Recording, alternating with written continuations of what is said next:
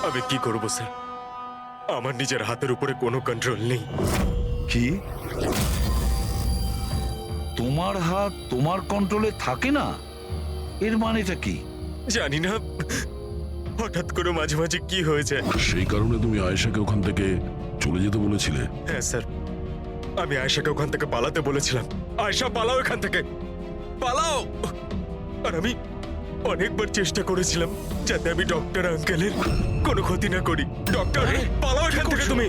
একটা কথা বলো, কেন গিয়েছিলে তুমি ওই ক্যাফেতে? আমি ওখানে ডক্টর আঙ্কেলের কাছে আমার হাত ঠিক করাতে গেছিলাম, আর জুবেইন, প্রীতি আমাকে সাহায্য করছিল, কারণ আমি আমার বাড়িতে বলতে পারতাম না যে আয়েশাকে আমি নিজের হাতে খুন করে দিয়েছি স্যার। আমি জানি স্যার, আমার কথায় বিশ্বাস করাটা খুবই কঠিন, কিন্তু সত্যি এটাই, খুন আমি নয়, বরং আমার হাত করেছে। ডক্টর জাসমিন, বিশাল যা যা বলছে সেটা সত্যি? আমি বলতে চাইছি যে এটা কি সম্ভব যে একটা রোবোটিক আর্ম নিজে থেকেই ডেভেলপ করে আর সেই কারণেই তার মনে হয়েছে যে খুন করা যেতে পারে? চান্সেস কম স্যার, কিন্তু হ্যাঁ, হাতের ভেতরে লাগানো এই চিপকে কেউ যদি হ্যাক করে তাহলে হতে পারে। কি?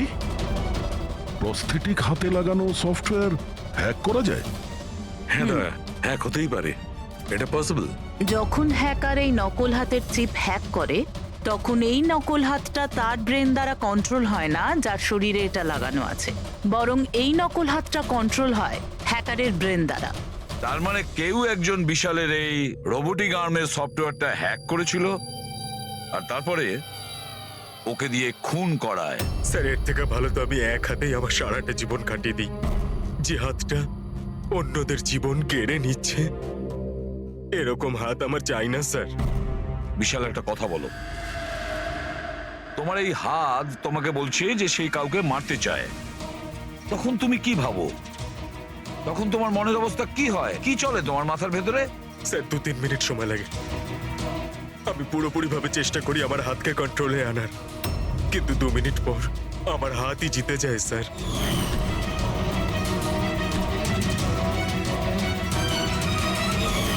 চিন্তা করো না, এবার আমরা তোমার এই রোবোটিক আর্মের ভেতরে একটা ট্রান্সমিটার ফিট করব, আর যার থেকে আমরা জানতে পারবো যে ও কাউকে মারতে চায় বা হয়তো কারোর থেকে ইনফরমেশন পাচ্ছে যে তুমি গিয়ে খুন করো, সেটাও আমরা জানতে পারবো। আচ্ছা বিশাল, একটা কথা বলো, তোমার আসল হাত হারালে কি করে? স্যার, আমি গত বছর ঘুরতে যাচ্ছিলাম, সেখানে একটা রোড অ্যাক্সিডেন্ট হয়। ব্যাস। জীবনে আমাদের অনেকবার পরীক্ষা দিতে হয়। স্যার, আমার পরীক্ষা তো শেষ হওয়ার নামই নিচ্ছে না। যখন নকল হাত নিয়ে সারাটা জীবন কাটাবো ভেবে নিলাম, তখন এই হাতটাই আমার জীবন শেষ করে দিচ্ছে স্যার। বিশাল, আমরা তোমাকে কথা দিচ্ছি, না তো তোমার একটা হাত দিয়ে জীবন কাটাতে হবে, আর না তো ওই আসল অপরাধী স্বাধীনভাবে ঘুরতে পারবে।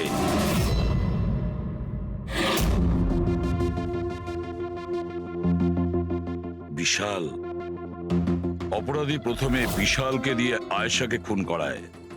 আয়েশা, যাকে বিশাল খুব ভালোবাসতো, এরপরে খুন করায় ডক্টর যশবন্তকে, যে বিশালকে সাহায্য করত। এরপরে প্রাণ নিতে চেষ্টা করে প্রীতির, যে বিশালের বন্ধু ছিল। এরা প্রত্যেকেই হলো বিশালের শুভাকাঙ্ক্ষী, আর এরা প্রত্যেকে বিশালের আপনজন। সবাই বিশালের খুব কাছের মানুষ। তাহলে এই অপরাধী কে হতে পারে? কে সেই অপরাধী? এও তো কোনো কাছের মানুষ হতে পারে, বিশালের কোনো আপনজন। পঙ্কজ, বিশালের অ্যাক্সিডেন্টের পুরো ডিটেল আমার চাই, A to Z। Hello sir, আমি Yashpal. Computer expert? Yes sir. Computer hack করতে পারো? যত বড়ই কম্পিউটার হোক বা সার্ভার, এক তড়িতে হ্যাক করতে পারি। রোবোটিক আর্মের সিস্টেম হ্যাক করতে হবে, পারবে? নিশ্চয়ই স্যার, পারবো। এতে সবকিছু পেয়ে যাবে। হয়ে যাবে স্যার। আর এটার জন্য আমি ট্রেস রাউটিং এর ইউজ করব। সেটা আবার কি? হ্যাঁ স্যার, এই টেকনোলজিটার সাহায্যে বিশালের আশেপাশে প্রত্যেকটা কম্পিউটারকে আমি দেখতে পাবো। মূলত মেশিনের মধ্যে যে হোস্ট নেম আর অ্যাড্রেস থাকে সেটাকেই হ্যাক করতে হয়। আচ্ছা, আর ট্রেস রাউটিং এর সাহায্যে আমরা শহরের যে কোনো জায়গায় বসে থাকা যে কোনো হ্যাকারকে খুব ইজিলি খুঁজে বের করতে পারবো। ফ্যান্টাস্টিক। আর যে বিশালের রোবোটিক আর্মের সিস্টেম হ্যাক করেছে, এবার আমরা ওর সিস্টেমকে হ্যাক করব।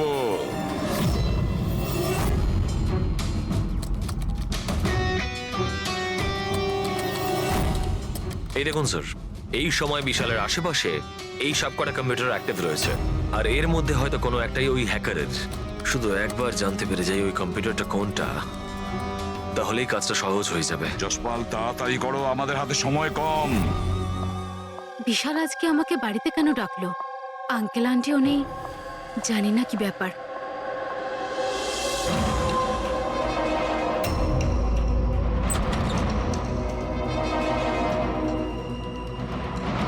বিশাল, বিশাল, প্রীতি, তুমি জানো যে আমি তোমাকে মারার চেষ্টা করেছি, তবুও তুমি আমার কাছেই এলে। বিশাল, তুমি তো আমাকে ফোন করে এখানে ডাকলে। আমি হ্যাঁ, আমি কখন ডেকেছি? তুমি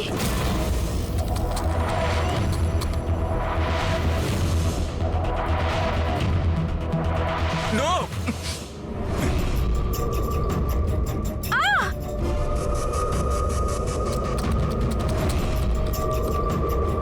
পালাও প্রীতি, বিশাল, প্লিজ বিশাল, পালাও প্লিজ, এখান থেকে।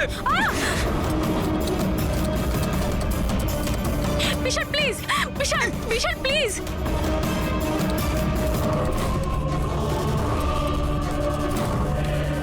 ইয়েস স্যার, ওই হ্যাকারের লোকেশন পেয়ে গেছি।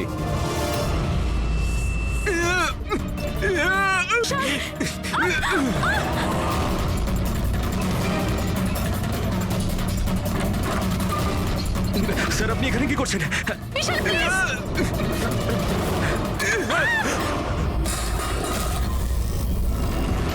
অনেক হয়েছে হ্যাকিং।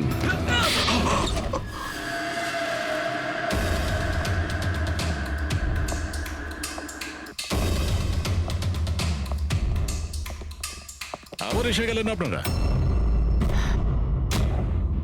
এবার এটা যেন বলবেন না যে ওকে আপনারা ধরতে এসেছেন। আগে না, আমরা বিশালকে ধরতে আসিনি, খুনিকে ধরতে এসেছি, যে এই মুহূর্তে এখানে উপস্থিত। উনি এখানে? কি বলছেন আপনি? আপনি আপনার মিথ্যে অভিযোগ কার ওপর লাগাবেন? মনন বাবু, গত বছর একটা গাড়ির অ্যাক্সিডেন্ট হয়েছিল খান্ডালাতে। 3 জন ছিল ওই গাড়িতে।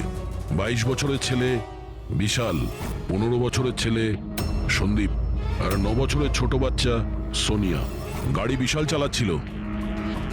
গাড়ির অ্যাক্সিডেন্ট খুব সাংঘাতিক হয়েছিল। বাচ্চা মেয়ে সোনিয়া স্পট ডেড হয়ে গেছিল। আর আর সন্দীপ প্যারালাইজড হয়ে গেছিল। ও এখনো চলতে পারে না। এসব আপনি কি করে জানলেন আঙ্কেল? ওই অ্যাক্সিডেন্টে সব থেকে কম আঘাত লেগেছে বিশালের, তবে যে আঘাতটা লেগেছে সেটাও কম নয়। বিশালের নিজের হাতটা হারাতে হয়েছে। আর তাছাড়া বিশাল আপনার সৎ ছেলে, তাই না? স্যার, বিশাল আমার কাছে নিজের সন্তানের মতোই। আমি আপনাকে রিকোয়েস্ট করছি, আপনি বিশালকে আমার সৎ ছেলে বলবেন না। আই এম সরি মদন বাবু, যদি সব বাবা আপনার মতন ভাবতো তাহলে তো ভালোই হতো। যদি রায়মা দেবী এভাবে ভাবতেন। কি রায়মা দেবী? আচ্ছা, আপনার মনে অনেক রাগ জমে আছে, তাই না বিশালের জন্য? কারণ বিশালের জন্য আপনি আপনার নিজের মেয়েকে হারিয়েছেন, আর আপনার নিজের ছেলে সারা জীবন চলাফেরা করতে পারবে না। আপনি কি বলতে চাইছেন? আমরা কি বলতে চাইছি ওটা এক্ষুনি জেনে যাবেন। পঙ্কজ,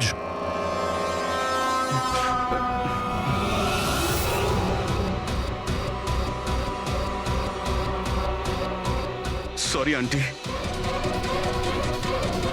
কিন্তু আমি ওদের সবকিছু বলে দিয়েছি যে আপনার বলার জন্যই আমি এসব করেছি। আমি ওই সফটওয়্যারগুলোকে হ্যাক করেছিলাম, আর আমি সব জায়গার সিসিটিভি গুলোকে হ্যাক করে বন্ধ করে দিয়েছিলাম।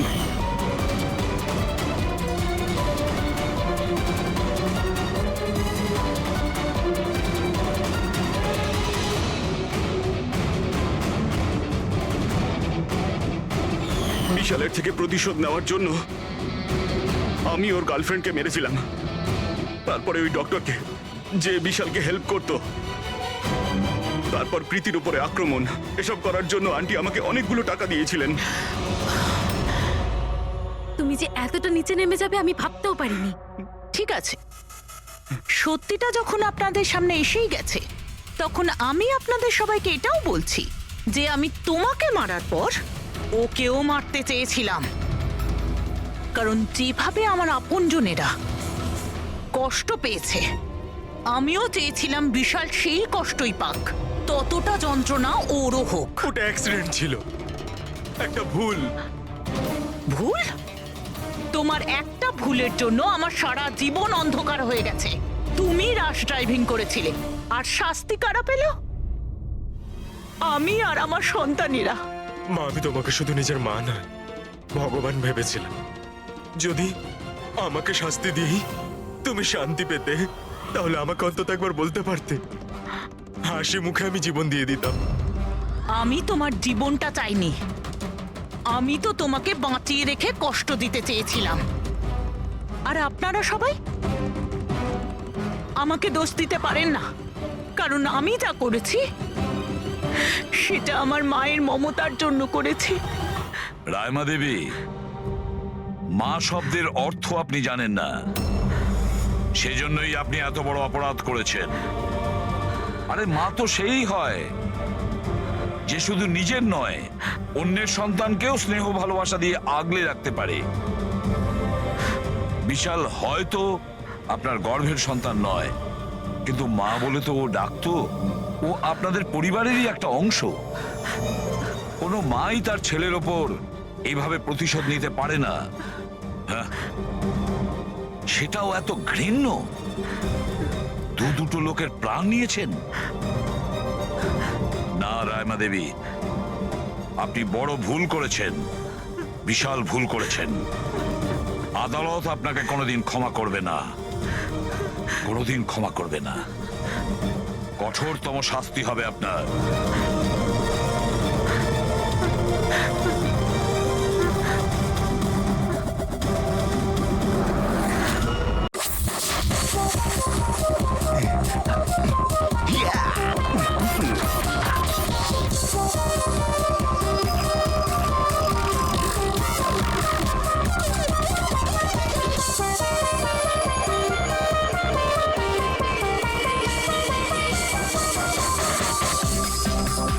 Guys, thank you so much এত সুন্দর পার্টির জন্য। লোক ঠিকই বলে, নিজের দেশ নিজের হয় আর নিজের বন্ধুরা নিজের হয়। ঠিক। আর নিজের গার্লফ্রেন্ড নিজেরই হয়। I love you so much. I love you too. আচ্ছা প্রীতি, মানতে হবে আজকাল এমন রোমান্স কিন্তু দেখাই যায় না। গাইস, আমি কিছু ড্রিঙ্ক নিয়ে আসছি। Okay. Hey, can I get you drink? I mean, কি খাবেন আপনি? কেন? তুমি waiter? By the way, I am Saurav. আর আপনি? দেখো, যদি তুমি এই পৃথিবীর একটাই ছেলে হতে, তবুও আমি তোমাকে ইন্টারেস্ট দেখাতাম না। তাই এই নাম টাম জিজ্ঞেস করে টাইম ওয়েস্ট করো না। Hello hello,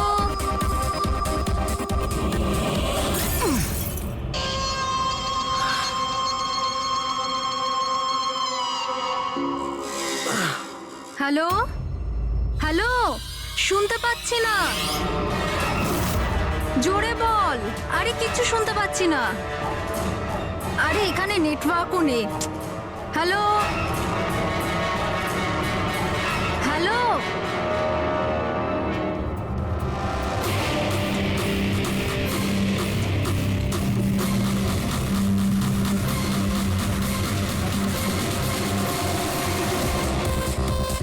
can you hear me?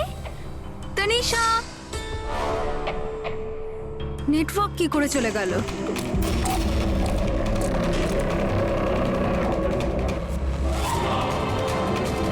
Phone কেন লাগছে না?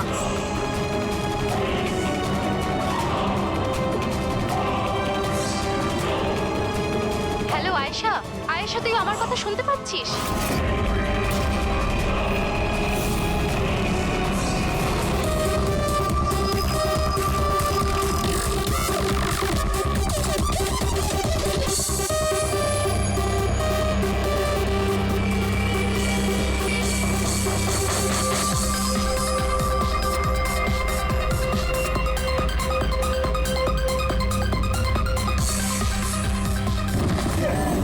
আরে কি হলো? কি আয়েশা!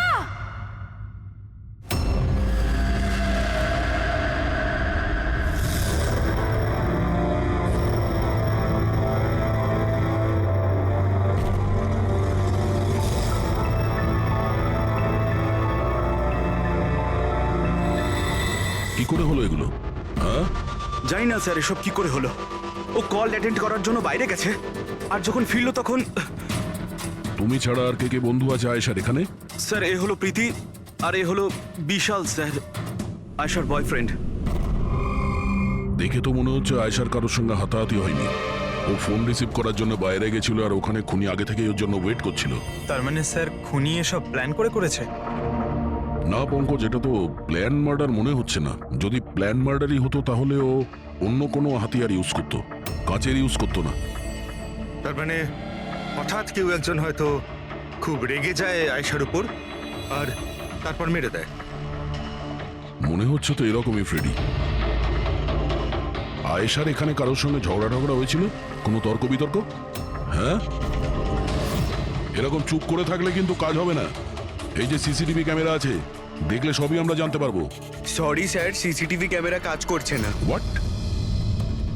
সিসিটিভি কাজ করছে না? এত গাফিলতি? স্যার ওই কাল শেষের গানটার কারণে ধোয়ার জন্য হয়তো কোনো টেকনিক্যাল ফল্ট দেখা গেছে। আমি তাড়াতাড়ি ঠিক করব। তুমি তো তখন ঠিক করাবে যখন তোমার ক্লাব আবার খুলবে। কেস সলভ না হওয়া পর্যন্ত তোমাদের ক্লাব বন্ধ।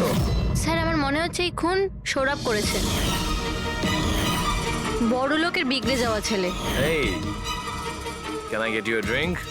আই মিন কি খাবেন আপনি? কেন? তুমি ওয়েটার? বাই দ্য ওয়ে, আমি সৌরভ, আর আপনি? দেখো, যদি তুমি এই পৃথিবীর একটাই ছেলে হতে তবুও আমি তোমাকে ইন্টারেস্ট দেখাতাম না। তাই এই নামটাম জিজ্ঞেস করে টাইম ওয়েস্ট করো না।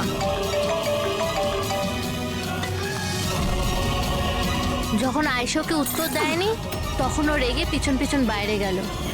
সৌরভ কোথায়? স্যার ও তো নেই। তোমাকে বলেছিলাম না আমি, কেউ এই ক্লাব থেকে বাইরে যাবে না। স্যার যেতে দিইনি আমি। হয়তো ও অপরাধ করার পরেই পালিয়ে গেছে, আয়েশার ভেতরে আসার আগেই। এই আয়েশা আর সৌরভ বাইরে কোন দিকে গেছিল? স্যার ওইদিকে।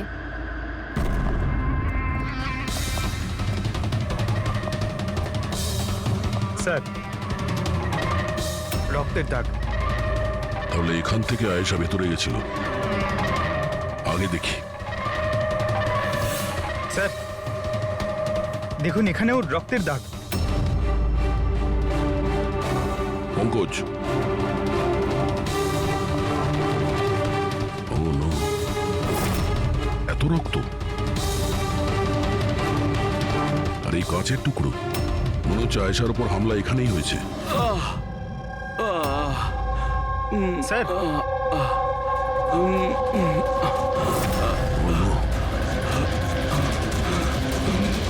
আচ্ছা, এই সৌরভ নয় তো? এর পরিস্থিতি খুব খারাপ। অ্যাম্বুলেন্সকে ফোন করো। ক্লাবে এতগুলো লোকের মাঝখানে একটা মেয়ের খুন হয়ে গেল। মামসাদদের খুঁজে পাওয়া যাচ্ছে না। সিসিটিভি ক্যামেরা আছে কিন্তু কাজ করছে না। তার থেকেও বড় কথা, এখানে কেউ কিছু হতে দেখেনি। কি অদ্ভুত ব্যাপার না? আয়েশা এভাবে আমাকে ফেলে রেখে যেতে পারে না। আমাদের এখানে আসাই উচিত হয়নি। Please don't Cry. নিজেকে এভাবে দোষ দিও না। ডোন্ট ওয়ারি, সব ঠিক হয়ে যাবে। আপনার বান্ধবীর এখানে খুন হয়েছে, আর আপনার এই ব্যবহার? হ্যাঁ, এতক্ষণ ধরে এখানে যা হয়েছে তাতে মনে হচ্ছে যে খুনি এখানে আয়েশাকে মারার উদ্দেশ্য তো এসেছিল না, রেডি হয়ে আসেনি। এখানেই ক্লাবে এমন কিছু হয়েছে যার জন্য ও রেগে গিয়েছিল, আর তাই ও আয়েশাকে খুন করে দিয়েছে, আর তার সাথে সৌরভের ওপরও হামলা করেছে। আমার মনে হচ্ছে যে ওই খুনি আপনাদের মধ্যে কেউ একজন। ফ্রেডি, পঙ্কজ, এখানে যত লোক আছে তাদের সবার ডিটেলস নাও। মাফ করবেন রাইমা, আমি নিজের দিক থেকে অনেক চেষ্টা করেছি, কিন্তু এখন এর থেকে বেশি সাহায্য আর করতে পারবো না। ইটস ওকে ডক্টর, আপনার যা করার ছিল আপনি সবকিছু করেছেন, আর আমরা এর বেশি আর কি করতে পারি?